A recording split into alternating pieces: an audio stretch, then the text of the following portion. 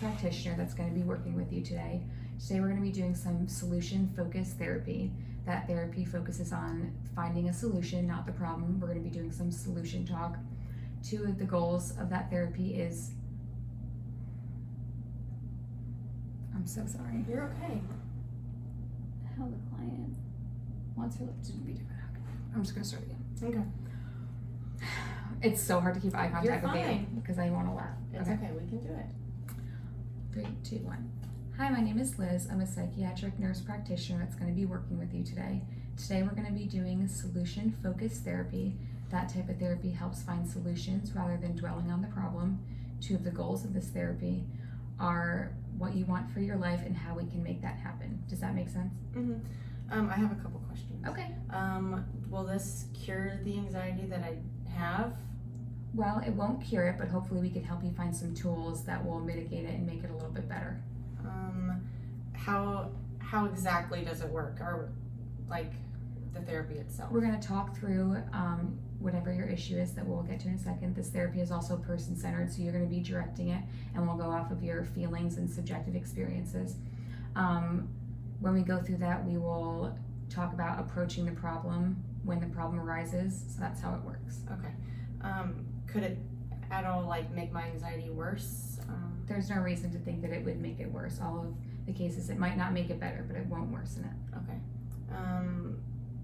Do I have to like be in person for therapy? Do I have to go to therapy a lot? Is it? So you're going to come once a week until we can build your skills, and each week we'll build on what we did the week prior and see if applying it helps reduce your anxiety at all. Okay.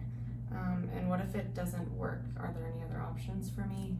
We can work on different psychotherapies that would approach the problem, but we're going to try this one first because I think this one would work for you. Okay. All right. So first I want to say we want to find something that we can set as a goal now and see if it improves at the next session. So we should set that as a goal now. Okay. So how do you think I can assist you? What issues do you want to discuss? Well, I really want to talk about my anxiety and how it's increased since I started school. So what you're saying is you've had some uneasiness about school lately, is that right? Yeah. Okay. And since you made the appointment, has there been anything that's happened between the appointment and now? School is just becoming more difficult as I like get further into the semesters, and that's just making my anxiety worse and worse. Okay. So what I'm hearing is as school starts to get more difficult, it's harder for you to reduce your anxiety, is that right? Yes. Okay. So what do you think makes the perfect therapist, or what can a therapist do to be the best and deal with this problem the best? I really want a therapist that just is a good listener overall and won't judge, I guess, the reasons for my anxiety or like how I express it. I want somebody that can be empathetic and like really present, because my anxiety is it controls a lot of what I do, and I want to work on it. Okay, I hope I can be that for you. So what would be a successful session in your eyes? What needs to happen for this session to be productive for you? I think overall I just need to find some strategies to help address my anxiety,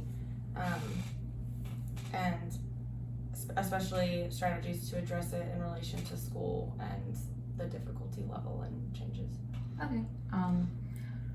So I'm going to ask you a miracle question. So if you were to wake up with no anxiety about school, about anything, what would that look like for you, and how would you know that it was a miracle that you woke up without that? Well, I always tend to have a overwhelming pit in my stomach feeling. It's like a full body anxiety type feeling, I guess. And if I could wake up in a perfect day, I just wouldn't have that. I wouldn't feel like I have butterflies all the time. I wouldn't feel. So what you're saying is you have physical symptoms related to your anxiety, is that right? Yeah. Okay. That must be really stressful for you to deal with, so I'm sorry you have to go through that, but hopefully we'll find some solutions. So have you always done well in school? Yeah, I've always done pretty well. Good, okay. Take me through what a successful school experience has been like for you. Usually my studying is always as it needs to be. I always end up with good grades on tests. I always have a high GPA, and that's just how it has usually been. And well, that's wonderful. So can you think of a time where you didn't have anxiety surrounding school? No, I don't think so. I usually, even if grades are going how I hope they would, I still have the anxiety before and during the studying process and all that. So you think it's gotten worse as school has gotten more difficult, is that correct? Mhm. Okay. Before a test, on a scale of 1 to 10, what would you rank your anxiety?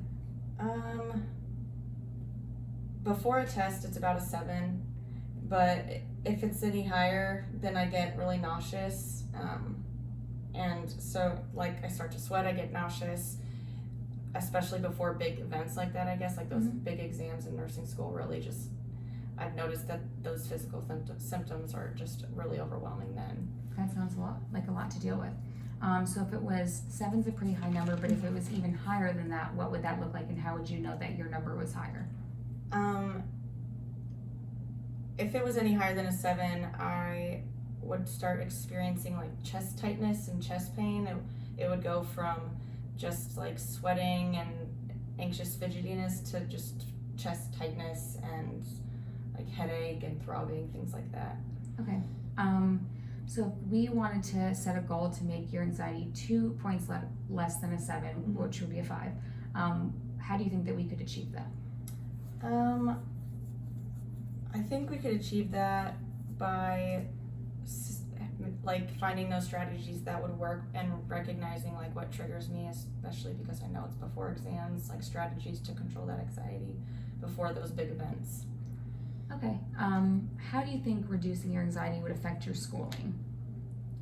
Overall, school wouldn't be so overwhelming. I wouldn't put so much pressure on myself before exams and let myself get as worked up every time. And I think that not having those physical symptoms, like I would experience just less discomfort overall. So what I'm hearing is you would be less uneasy. School might be a little less daunting if you didn't have this anxiety surrounding tests and your schoolwork and stuff. Okay. Do you think it would make it easier or just less uncomfortable? I think it would make it less uncomfortable and a little bit easier. I think that because I already do okay, just not having the physical symptoms while doing okay would be nice. Yeah, no, I imagine that. So it sounds like you mentioned that you've always done really well in school, and that's great. What do you attribute that to? Because even though you've had anxiety, it sounds like you've been very successful.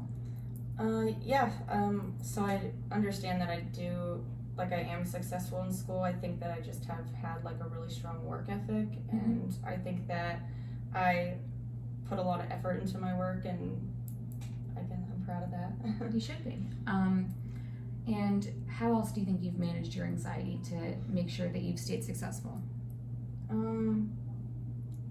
I just try to push through it, I guess. I just keep studying and know that like my work will have a good outcome. I just try to push through it and study through it and know that my anxiety just gets in the way of that, and I need to get the things done that I need to get done. So it sounds like you mentioned you have the physical symptoms and that, so it's very impressive that you've been able to stay successful while being that uncomfortable. Would you say that the physical discomfort is more than the anxiety, or are they kind of the same? The physical discomfort is just when my anxiety is at its worst. It's the physical symptoms are pretty bad, like when I have those big moments or those really big exams, but I guess they kind of coincide. Okay. So I want to set some goals before we go any further. So we know that you're a very successful student, so we can work from that. And we could do some mindfulness or some CBT to help with that thought process before an exam and hopefully reduce those. Does that sound like something you'd be interested in? Yeah. So with the mindfulness, we would, I'll give you some resources and some apps that you can use when you apply this. So it'd be when you're feeling the anxious feeling before a test or whatever, take some extra time, 5 to 10 minutes, and go through that and become present in the moment. You're gonna wanna close your eyes, take a deep breath, and kind of go through that imagery of what you're feeling and see if you can mitigate that on your own and see if being present in that helps mitigate the anxiety. Okay. Does that sound, do you understand that? Yeah. So just like reflect on the times that I've had those really severe physical symptoms of anxiety and okay. Yeah, so you mentioned that you were worried that this might not work. So there's different ways to go about it. There's some apps, there's some resources that I can give you. So if one way doesn't work, you could try another way to see if that works. So with school, how do your teachers and your peers receive you? I think they receive me okay. I usually work really well with my peers and my professors. I have a hard time reaching out to my professors sometimes just because of my anxiety, but because I want to do well, like I think that comes across to people. So, well, I'm sure they're very impressed by you and like working with you as well. So I want to backtrack a little bit. When can you pinpoint when things started to get really difficult for you? When did that start? I think I noticed a really big shift when I started nursing school specifically. So when things got deadlines and timelines started and the long hours, which must be difficult keeping up with during that time. So that's when it started. And how often are your anxiety, would you call them attacks? Yeah, they get pretty bad. Sometimes it can be like 5 to 10 minutes. Just taking time to myself I can fix it, but other times it could be like an hour or two or 5 hours or something where I just have to like get rid of the chest pain and tightness. And so is there any remedies that you do for the physical symptoms? For the physical symptoms, I had tried meditations in the past, little 5-minute ones here and there, and they helped a little bit, but nothing major. Were they meditations or mindfulness? Do you remember? Okay. Hopefully, if that didn't work, we can find you something along the same lines that will work. So if you were to apply this outside here, would you feel comfortable applying something like mindfulness or being present or deep breathing? Would you feel comfortable applying that? Yes. So would you walk me through what it would be like? You're having an anxiety attack. What would you do first? So first I would just reflect on what is making me have this attack, like what is causing me the anxiety, what test it is, and I guess just reassure myself that I do okay already and that what I'm experiencing it's okay because it's me getting my work done, but I don't have to stress as much because I'm doing okay. Yeah, no, that makes sense.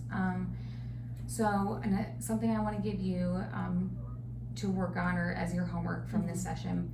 Before we meet again, I would want you to write down every time you're anxious, what that's like, rate it on a scale of 1 to 10, what you're feeling at the time, and if that solution that we're putting in place, the mindfulness or something like that, would be helpful for you. Okay. Does that make sense? Yeah. So have you ever kept a journal like that before? No? Okay. So you're going to want to do every day. If you're not feeling any anxiety, don't write anything down. If you are feeling anything, write that down and put as much descriptive, concrete language as possible, trying to keep your emotions out of it and just write it reality based and see if we can identify some of those issues. Okay.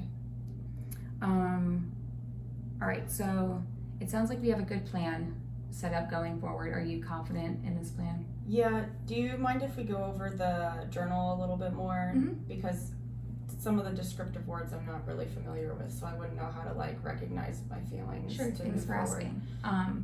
So it would be something like having chest pain, a pit in my stomach, sweats, kind of give the physical symptoms and then how you're feeling and what is the trigger. So you're going to want to say, before I was studying, it was a 4, and then the closer to the exam it got, it was a 7. And see if we can track when things get a little too out of hand, because we don't want it to be past a 5, because under 5 we can manage, but over 5 things can get a little more difficult. So that descriptive language will help us really pinpoint what number it's at for you, and you can help me understand from your standpoint what you're feeling, and we can try to mitigate that the best we can.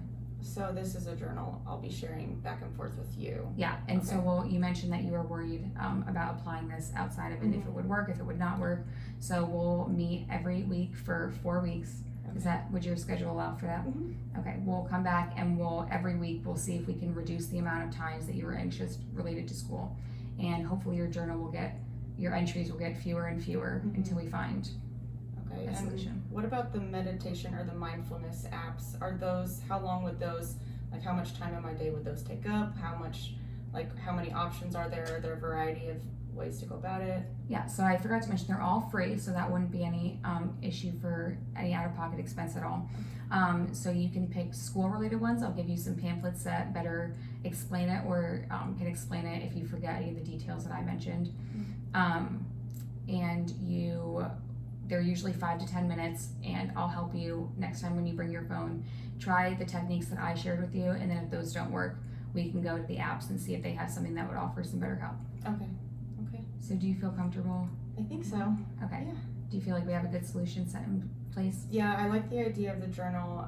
I haven't ever really taken time to write out my feelings. I think I get so caught up originally that I don't take time aside to I'll take time to sit through a meditation, but I won't take time to recognize why I'm feeling what I'm feeling. Well, maybe journaling will be a good outlet for you as well, which we can explore more if the journaling you think is helpful. Okay, awesome.